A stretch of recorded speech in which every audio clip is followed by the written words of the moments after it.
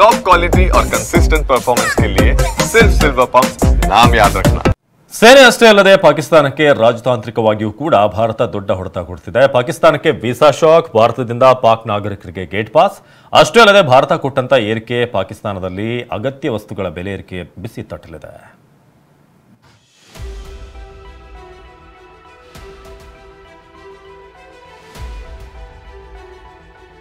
ಭಾರತದಿಂದ ಪಾಕ್ ನಾಗರಿಕರಿಗೆ gate pass.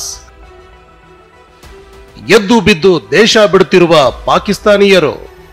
Pahalgam ಉಗ್ರರ ದಾಳಿಯಿಂದ ಕ್ರೋಧಗೊಂಡಿರುವ ಭಾರತ ಪಾಕಿಸ್ತಾನದ ಮೇಲೆ ರಾಜತಾಂತ್ರಿಕ ಯುದ್ಧ ಸಾರಿದೆ.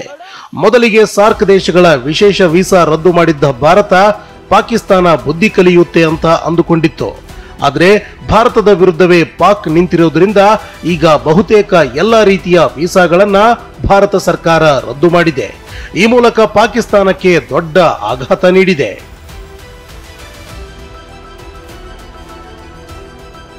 ಕೆಲವು ವೀಸಾಗಳನ್ನ ಹೊರತುಪಡಿಸಿ ಬಹುತೇಕ ಎಲ್ಲ ವೀಸಾಗಳನ್ನ ಭಾರತ ರದ್ದು ಮಾಡಿದೆ.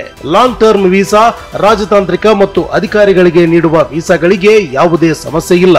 ಈ ಎರಡು ವೀಸಾಗಳನ್ನ ಹೊರತುಪಡಿಸಿ ಏಪ್ರಿಲ್ 27ರ ಒಳಗೆ ಉಳಿದೆಲ್ಲ ವೀಸಾ ಪಡೆದವರು ದೇಶ ಬಿಡಬೇಕು. ವೈದ್ಯಕೀಯ ವೀಸಾಗಳು ಕೂಡ ಏಪ್ರಿಲ್ 29ರ ನಂತರ ಅಸಿಂಧು ಆಗಲಿದೆ ಅಂತ ಕೇಂದ್ರ ಸರ್ಕಾರ ಹೇಳಿದೆ.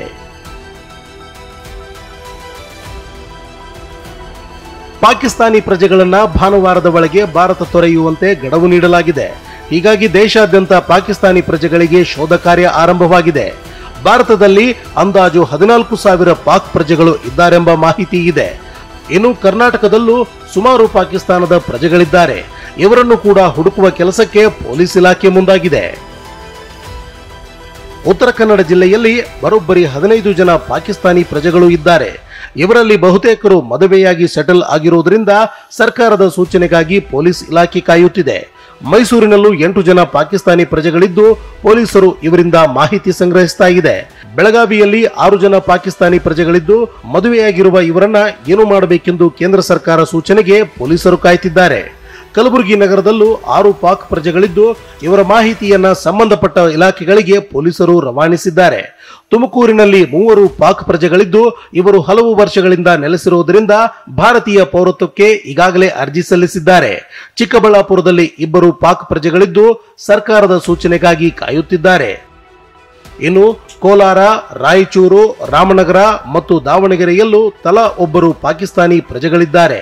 ಇವರಲ್ಲಿ ಮದುವೆಯಾಗಿ ಇಲ್ಲೇ ಸೆಟಲ್ ಆದವರು, MBBS ಓದುತ್ತಿರುವ ವಿದ್ಯಾರ್ಥಿ ಕೂಡ ಇದ್ದಾರೆ. ಹೀಗಾಗಿ ಇವರನ್ನ ಏನು ಮಾಡಬೇಕು ಎಂಬ ಬಗ್ಗೆ ಸರ್ಕಾರದ ಅಧಿಕೃತ ಸೂಚನೆಗಾಗಿ ಪೊಲೀಸ್ ಇಲಾಖೆ ಕಾಯುತ್ತಿದೆ. ಇನ್ನು ರಾಜ್ಯದಲ್ಲಿ ಅನಧಿಕೃತವಾಗಿ ಪಾಕ್ ಪ್ರಜೆಗಳು ನೆಲೆಸಿದ್ರೆ ಕ್ರಮ ಕೈಗೊಳ್ಳುತ್ತೀವಿ ಅಂತ ಗೃಹ ಸಚಿವ ಪರಮೇಶ್ವರ್ ಹೇಳಿದ್ದಾರೆ. ಈಗ ಪಾಕಿಸ್ತಾನೀಸು ಯಾರಿದ್ದಾರೆ, ಅಧಿಕೃತವಾಗಿ ಯಾರಿದ್ದಾರೆ ಅವ್ರಿಗೆಲ್ಲ ವಾಪಸ್ ಕಳಿಸಲೇಬೇಕಾಗ್ತದೆ. ಕೇಂದ್ರ ಸರ್ಕಾರ ತೀರ್ಮಾನ ತಗೊಂಡಿದೆ. FRR ಅನ್ನೋರು ಆ ಕೆಲಸ ಮಾಡ್ತಾರೆ. ಇಲ್ಲ ಅನಧಿಕೃತವಾಗಿರೋದು ಗೊತ್ತಿಲ್ಲ, ಅದನ್ನ ವೆರಿಫೈ ಮಾಡಬೇಕು. ಅಧಿಕೃತವಾಗಿರೋರನ್ನ ಕಳಿಸೋದಕ್ಕೆ ನಮ್ದೇನು ತಕರಾರು ಇಲ್ಲಲ್ಲ.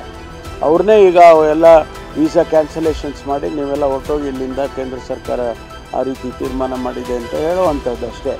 ಅನಧಿಕೃತವಾಗಿರೋರನ್ನ ನಾವು ಹುಡುಕ್ಬೇಕಲ್ಲ. ಭಾರತ ಕೊಟ್ಟ ಶಾಕ್ಗೆ ಪಾಕ್ನಲ್ಲಿ ಬೆಲೆ ಏರಿಕೆ ಬಿಸಿ.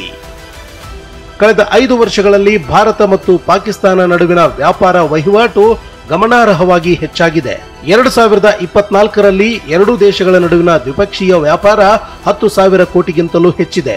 ಪಾಕಿಸ್ತಾನ ಭಾರತದಿಂದ ಪ್ಯಾರಾಸಿಟಮಲ್ ಮಾತ್ರೆ, ಔಷಧಿಗಳು, ರಾಸಾಯನಿಕಗಳು, ಹತ್ತಿ, ಚಹಾ, ಕಾಫಿ, ಈರುಳ್ಳಿ, ಟೊಮ್ಯಾಟೊ, ಕಬ್ಬಿನ, ಉಕ್ಕು, ಸಕ್ಕರೆ, ಉಪ್ಪು ಮತ್ತು ಆಟೋಮೊಬೈಲ್ ಸೇರಿದಂತೆ ಸಾಂಬಾರು ಪದಾರ್ಥಗಳನ್ನು ಆಮದು ಮಾಡಿಕೊಳ್ಳುತ್ತೆ.